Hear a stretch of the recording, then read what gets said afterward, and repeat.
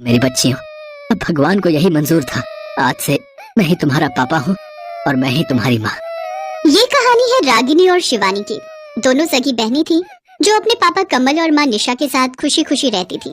पर एक दिन अचानक घर के किचन में आग लग गई, जिसमें जलकर निशा की मौत हो गई। दोनों बेटियों के सिर से माँ का साया उठ चुका था और बीतते वक्त के साथ दोनों बच्चियों के मन में उनकी माँ निशा की याद और भी गहरी होती गई। और फिर करीब 1 साल बाद, अरे तुम दोनों अब तक ऐसी ही बैठी हो? चलो जल्दी से तैयार हो जाओ। तैयार क्यों होना है पापा जी? हम कहीं बाहर जा रहे हैं क्या? हाँ, अब भूल गई क्या? दिवाली आ रही है। तुम दोनों को दिवाली का बहुत इंतजार रहता था ना। चलो तुम दोनों को नए कपड़े दिलवा लाता हूँ। नहीं पापा, हमें कहीं नहीं जाना।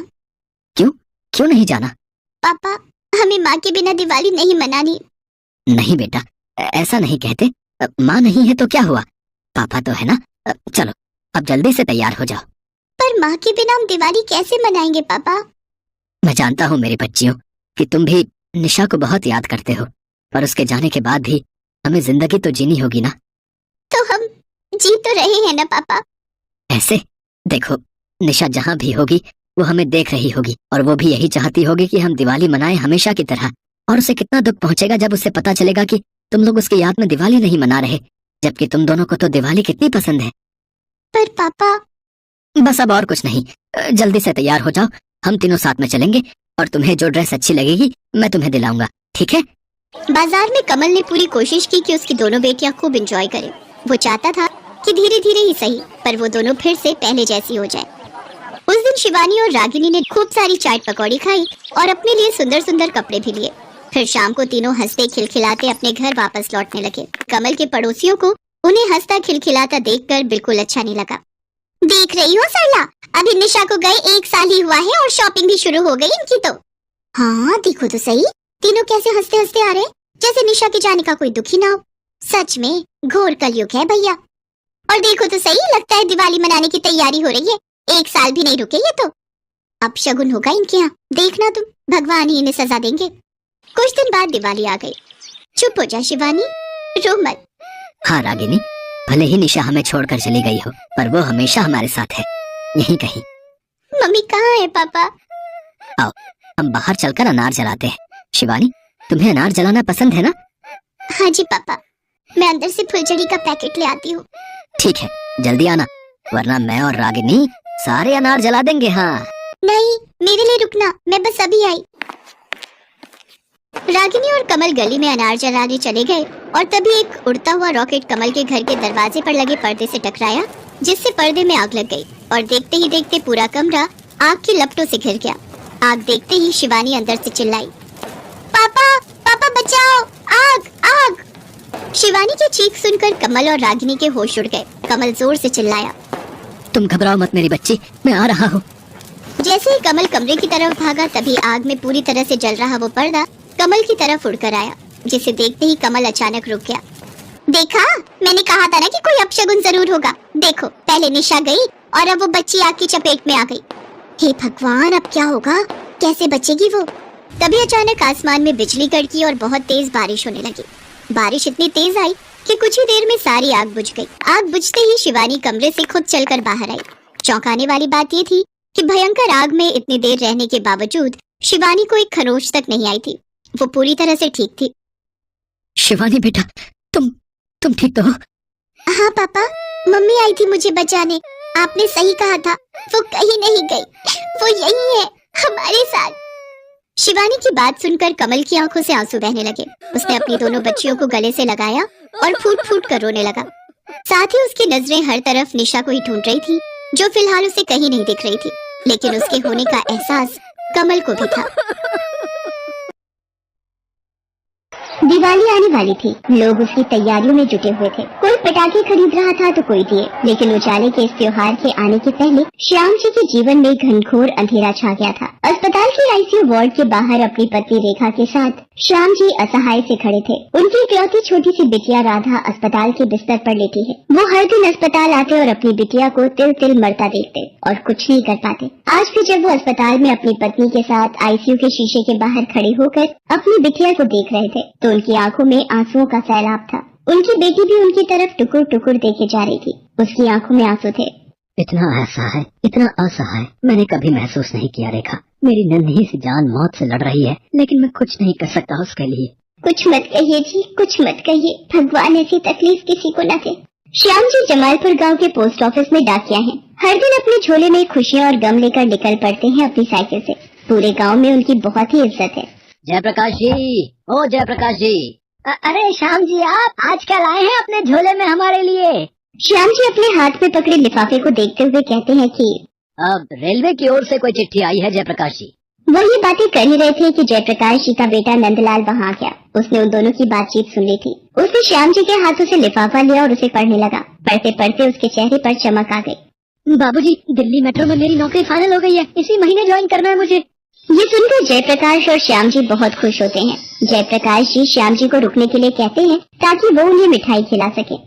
अरे नहीं जयप्रकाश जी, आज नहीं, फिर किसी और दिन। अभी बहुत काम है, बहुत जगह चिट्ठियाँ डालनी है। ये कहकर श्याम जी अपनी साइकिल पर सवार होकर किसी दूसरे पते की ओर निकल गए। श्याम जी अपना काम बहुत ही ईमानदारी से करते और हमेशा उनके चेहरे पर एक मुस्कान होती। लेकिन पिछले कई दिनों से श्याम जी बहुत परेशान हैं। वो अपनी परेशानी लोगों में जाहिर नहीं होने देते, लेकिन हर बार उन्हें डॉक्टर की वो बात याद आती है जो कुछ दिनों पहले डॉक्टर ने उनसे कही थी, और वही सोचकर उनका दिल बैठ जाता है।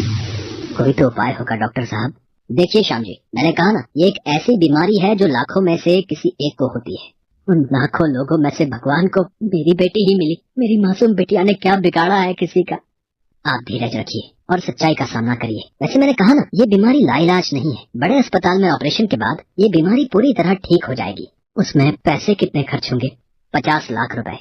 श्याम जी ने जैसे ही ये सुना उनके ऊपर बिजली सी गिर गई। राधा उनकी इकलौती बेटी थी। बड़े ही लाड प्यार से वो और उनकी पत्नी मिलकर उसे पाल रहे थे। राधा पढ़ने लिखने में होशियार तो थी ही, वो समझदार भी बहुत थी। हालांकि श्याम जी और उनकी पत्नी रेखा ने राधा को उसकी बीमारी के बारे में कुछ नहीं बताया था, लेकिन उसे अंदाजा लग गया था कि उसे कोई गंभीर बीमारी हो गई है, क्योंकि ना तो वो अब स्कूल जाती थी और ना ही खेलने। सारा दिन वो अस्पताल के बिस्तर पर ही लेटी रहती थी। एक दिन उसने श्याम जी से कहा कि पिताजी, मैं कब खेलने जाऊंगी, कब स्कूल जाऊंगी, कब बाहर घूमने जाऊंगी? पूरा दिन अस्पताल के बिस्तर पर सोए रहना मुझे पसंद नहीं है। अरे बहुत जल्द बाहर घूमने जाओगे मेरी बच्ची। मैं, तुम और माँ तीनों जाएंगे तुम्हारे साथ, ठीक है? आप सच बोल रहे हैं ना पिताजी? और क्या? पिताजी, मैं मर तो नहीं जाऊंगी ना? क्योंकि मैंने माँ को डॉक्टर साहब से बातचीत के बाद छिप छिप कर रोते देखा है। अरे ऐसी बातें भूल कर भी मुंह से नहीं निकालते बेटा। तुम्हारी तबीयत थोड़ी खराब है, थोड़े दिनों में तुम बिल्कुल ठीक हो जाओगी। श्याम जी ने राधा को कह तो दिया, लेकिन उन्हें पता था कि वो कैसे दर्दनाक हकीकत से गुजर रहे थे। 50 लाख रुपए इतनी बड़ी रकम थी जिसका इंतजाम करना श्याम जी जैसे व्यक्ति के लिए लगभग असंभव था। वे इसी चिंता में गले जा रहे थे। एक दिन की बात है, श्याम जी और उनकी पत्नी रेखा बातें कर रहे थे। हम दोनों अगर खुद को भी बेच दें तो भी 50 लाख रुपए नहीं ला पाएंगे, लेकिन बिना पैसों के कैसे हमारी बेटियां ठीक होगी? भगवान ने कुछ न कुछ तो सोचा ही होगा ना जी। क्या खाक सोचा है? कभी कभी तो लगता है कि भगवान है ही नहीं। अगर है तो हम जैसे लोगों के साथ ऐसा क्यों होता है? ये हमारी परीक्षा का समय है। भगवान तो है ही, बस वो हमारे धैर्य की आजमाइश करते हैं। ये कैसी परीक्षा, ये कैसी आजमाइश? अगर कोई बीमारी देनी थी तो मुझे दे देते। मेरी नन्ही सी जान से उनकी क्या दुश्मनी थी?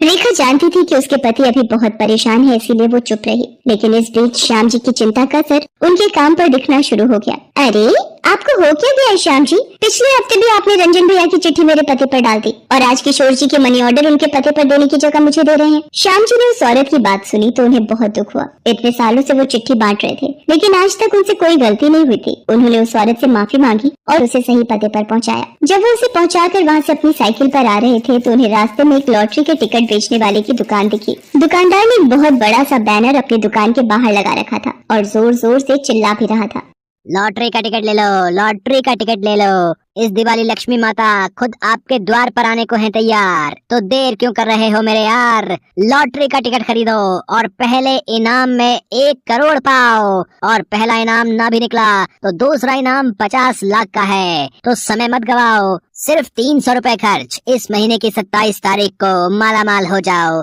जी हाँ, 27 को ही निकलेगा इस लॉटरी का बम्पर इनाम। श्याम जी उस दुकानदार की बातों को बहुत देर तक गौर से सुनते रहे। फिर वो उसके पास गए। ये लॉटरी सच में किसी की लगती है क्या? हाँ लगती है ना, क्यों नहीं लगती है? किसकी लगती है? किस्मत वालों की। किस्मत वाला? वो तो मैं नहीं हूँ। अगर होता तो क्या मेरी बेटी के साथ ये सब होता? क्या हो गया चचा? किन ख्यालों में खो गए? ख्यालों वाला पछताता है, टिकट लेने वाला माला माल हो जाता है। श्याम जी ने दुकानदार की बात का कोई जवाब नहीं दिया, लेकिन उन्होंने टिकट खरीद लिया और अपनी साइकिल पर अस्पताल पहुंच गए। आज आपने बहुत देर कर दी आने में, कहाँ रह गए थे? श्याम जी ने अपनी पत्नी को लॉटरी के टिकट के बारे में बताया। क्या कहती हो तुम? मेरी लॉटरी लगेगी ना? मेरी बच्ची के इलाज के पैसे मिल जाएंगे ना? मैं भी तो यही चाहती हूँ, लेकिन किसी का भाग्य खुलना या खराब होना ईश्वर के हाथों में होता है। मैं तुमसे कोई बहस नहीं करना चाहता, और मेरे सामने ईश्वर का नाम मत लो। उसने बहुत दुख दिए हैं मुझे। ईश्वर दुख नहीं देता जी, ये तो हमारे कर्म होते हैं जिसका फल हमें मिलता है।